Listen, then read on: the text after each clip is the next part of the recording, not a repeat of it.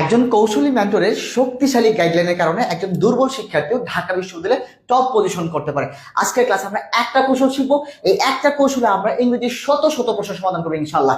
So আমরা আগে কৌশলটা বুঝি। কৌশলটা কি? কৌশলটা দেখো, তুমি তো বুঝতে পারো না ভাই কোথায় কোন প্রিপজিশনটা বসাইতে হবে। তুমি প্রথম যে কাজটা করবা, একটু মনোযোগ দাও। প্রথম যে কাজটা করবা, দেখবা যে এখানে কি সাবজেক্টের পরে হ্যাভ, হ্যাজ বা হ্যাড আছে কিনা। হ্যাভ, হ্যাজ, হ্যাড থাকলে ধরে নিবা তোমার মাথার মধ্যে চলে আসবে সিন্স বসতে পারে অথবা ফর বসতে পারে, কারণ আমরা জানি সিন্স বা ফর সাধারণত পারফেক্ট বা পারফেক্ট কন্টিনিউয়াস টেন্সে হয়। আচ্ছা, তাহলে কোথায় সিন্স বসাবো, কোথায় ফর বসাবো? যদি সংখ্যা থাকে, কি থাকে ভাইয়া? সংখ্যা থাকে, সংখ্যার আগে কি বসাবো? ফর বসাবো। সংখ্যা তো বুঝোই 1 2 3 4। অথবা প্লুরাল থাকে, প্লুরাল মানে কি? বহু বচন।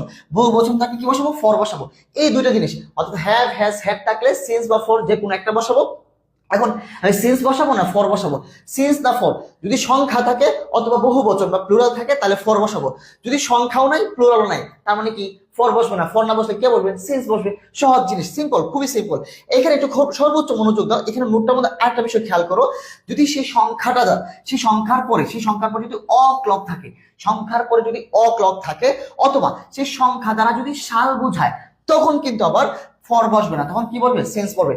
তার মানে একটু ভালো করে খেয়াল করো, সংখ্যা বা প্লুরালের আগে ফর বসবে, কিন্তু সংখ্যার পরে যদি অক্লক থাকে তখন সিন্স বসবে, অথবা সংখ্যা দ্বারা সাল বোঝাইলে সিন্স বসবে। এই দুটো জিনিস যদি আমি বুঝি, তাহলে আমি ইংরেজি শত শত প্রশ্নের সমাধান করতে পারবো। এখান থেকে যত প্রশ্ন আসবে সকল প্রশ্ন সমাধান করতে পারবো। সিন্সের এখানে আলাদা ব্যবহার আছে, সিন্সের ব্যবহারটা ছাড়াও আমরা ওই কৌশলে কিন্তু অ্যান্সার করতে পারবো। কৌশল যত সহজ হবে তত আমার জন্য ভালো। দেখো, Julia has been ill dash 3 months. আচ্ছা ভাই, আমি কিচ্ছু বুঝি না। 3 যে একটা সংখ্যা, এটা কি বুঝতে পারছো কিনা ভাইয়া? আমি শিখাইছি সংখ্যার আগে কি বসে? ফর বসে। সংখ্যার আগে কি বসে? ফর বসে।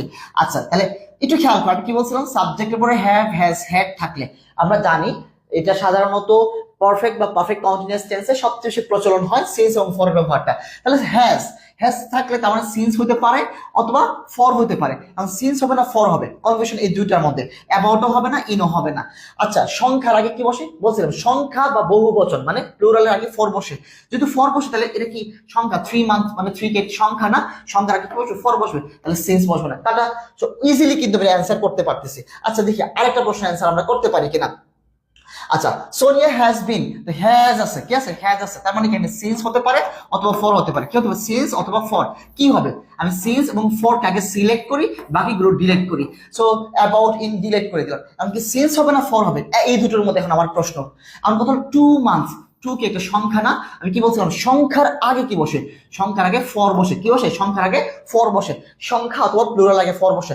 তাহলে সংখ্যার আগে কি সিন্স বসে? বসে না। তাহলে বাদ, অ্যান্সার